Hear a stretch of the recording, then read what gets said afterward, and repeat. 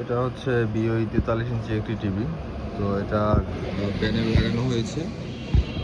তো প্যানেল লাগানোর পরে বিট চাচ্ছিল। তো বিটের যে ব্যাপারটা, এটা কিন্তু এখন ঠিক আছে, বিটে কোনো সমস্যা নেই। তো আমরা যদি দেখি আপনার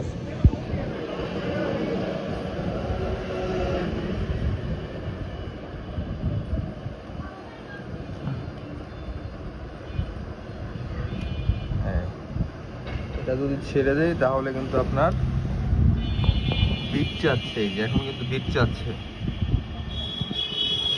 কেমন। আর যদি আপনি এটা শর্ট করে দেন, হচ্ছে এইটা, এই যে এটা যদি শর্ট করে দেন আগের মতো, তাহলে আর বিটটা যাবে না। তো আশা করি বুঝতে পারছেন। ধন্যবাদ সবাইকে।